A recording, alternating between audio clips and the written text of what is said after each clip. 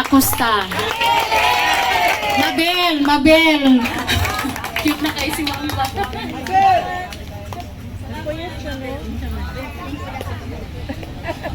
Mayong gabi sa tanan. Ako si Mabel Sunga Acosta. 18 years ko nga nag-serve as councilor of the 1st District of Davao City. Nakaila pa mo sa ako, ha? Kinsay mga taga 1st District dire. Salamat kayo sa inyong suporta sa ako, sa ako ang pamilya. Karon ang nagadagan isip councilor, dili na si Mabel Acosta, si Attorney Luna Acosta ang nagadagan karon. Kaila mo kang Attorney Luna? Kauban si Attorney Luna Acosta dito sa Supreme Court. Kauban si Attorney Israelita Torion, si Attorney Martin Delgra, o si Attorney Luna Acosta, o kuyog pa sa ubang mga petitioners. Niadto sila sa Supreme Court, mga pila ka adlaw pa lang ang nahuman, no? Siguro 2 days ago. Tungod, injustice kaayo ang gihimo karon sa House nga gina-impeach nila si Vice President Sara Duterte.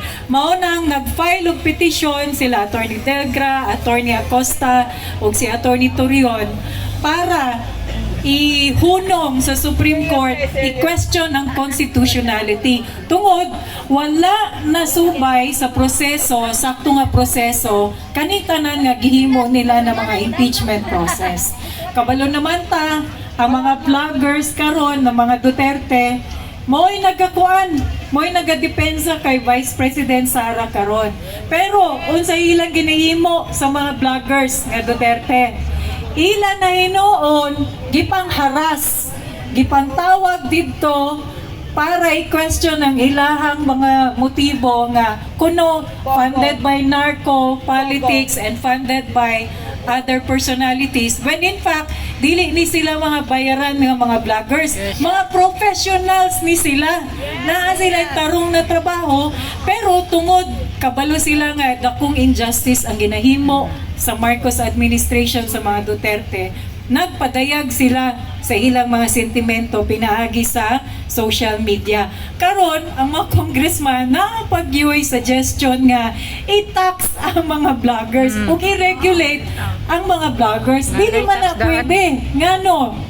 It is enshrined in the Constitution of the Republic of the Philippines kanang gitawag nga free speech. No one should abridge the freedom of speech. So dili na pwede. Musugot mo? Dili! Musugot mo nga dili na musulti ang mga vloggers? Dili! Musugot mo nga i-tax ang mga social media platforms? Musugot mo nga dili na mo magpadayag sa inyong mga tingog sa social media? Dili! Unsa daing ni silent martial law? Dili pwede. This is the bedrock of democracy. Kanang gitawag nga free speech. So, panahon ni Presidente Duterte, katong Pangulo siya, daghan kayong mibatikos. Although taas ang iyang approval rating, pero tungod kay demokrasya kita, daghan gihapon ang wala nakagusto. Kay kuno bastos, kay kuno killer, kay kuno babaero, tanang mga issue gilabay siya. Iya lang gidawat, wala siyang pinakulong, wala siya giharas, wala siyang pinigilan ng mga media man o kaya mga vloggers. Wala. Kasi naintindihan niya na yan talaga ang essence ng demokrasya. There should be voices dissenting. Kay kung tanan muuyon yes o tanan muuyon no, dili na demokrasya.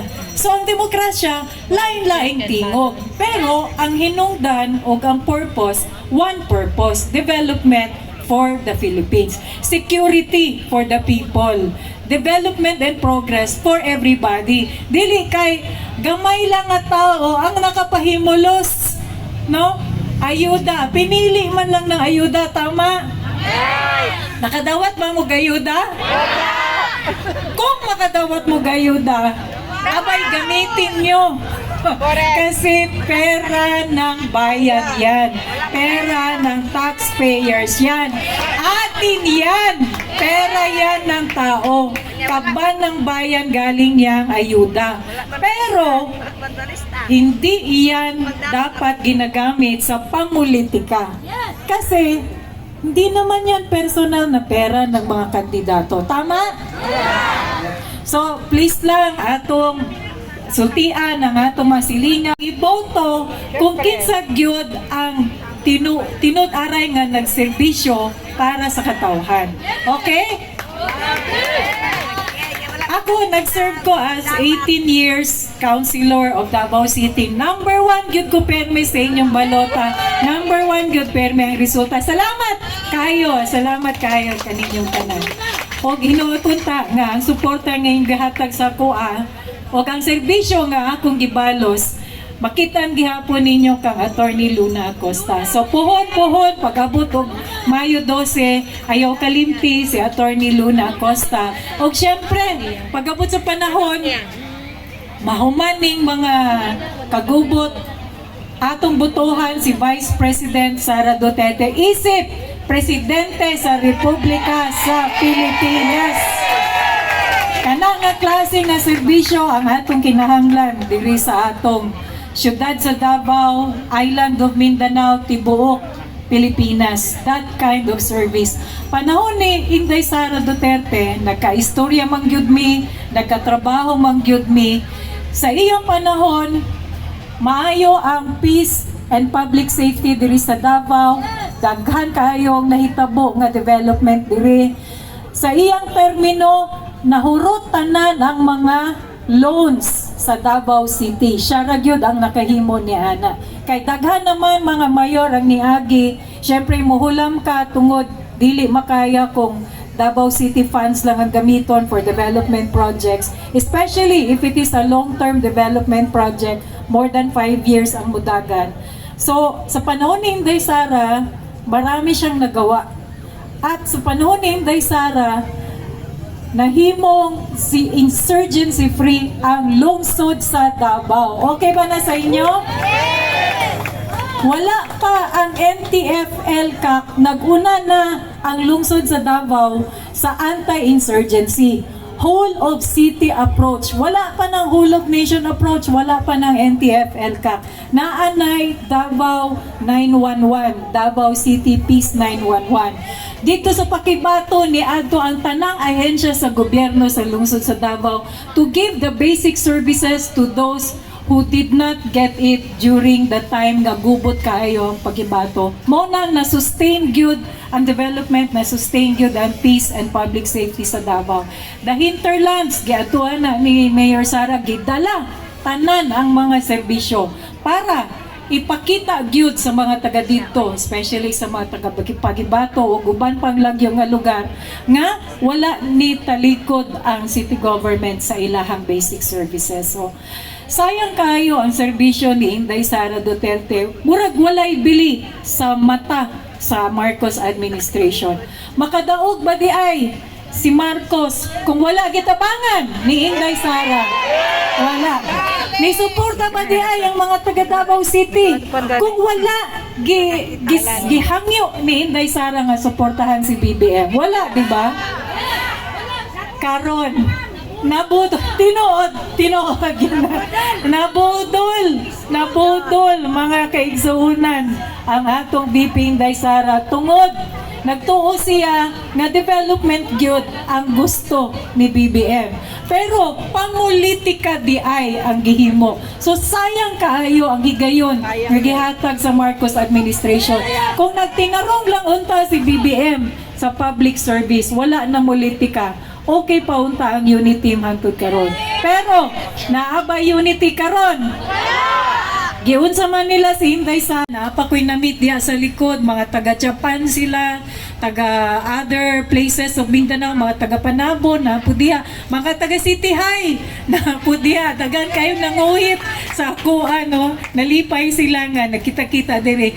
Dili ba yan ni organized gyud, no? Kanang pinakalit ba yan ni? Di ba? Kano sara mo nakabalo, nga naingon ani nga movement.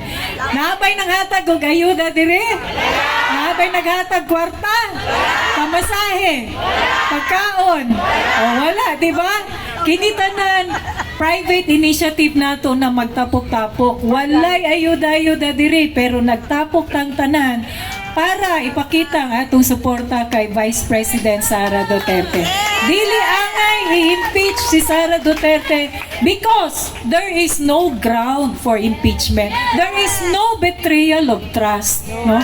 Nakailata kay Inday Sara, tarong na babae, tarong na leader. Dili, wala siya record sa COA, wala record sa pagkamkam ng pera, wala siyang ganyan. Ang kanyang record, puro seal of good governance when she was Vice Mayor and Mayor of Davao City. Wala tayong nakita kay Sara nga buling, no? Naangay nato ilabay sa iyaha. She served Davao City well. She was a very good leader for Davao City. O karon nga Vice President siya, daghan po siyang nahimo, maski gikat ang iyang budget, daghan siyang nahimo isip DepEd Secretary, maski wala na siya sa DepEd, nagtuyok gihapon siya sa tibok Pilipinas isip tabang. Kung naay kalamidad, maski walay budget, gikat nila almost, wala na gibilin pang sweldo na siguro. Pero daghan kaayong nitabang kay Sara Duterte, kung dili man gikan siyang opisina, private citizens would go to her office and offer help. Moto iyang gipag-distribute po dito sa mga calamity-stricken areas. So kanatanan, wala nakita sa Marcos administration. Ang nakita nila kay Vice President Sara is a future rival sa 2028 elections. Tama? Nahadlok sila nga mudagan si Sara Duterte pagka-presidente sa 2028. Mao nang pag-abot sa panahon, dili lang karon atong suportahan Vice President Sara Duterte ug pohon President Sara Duterte. Salamat kayo kaninyong tanan.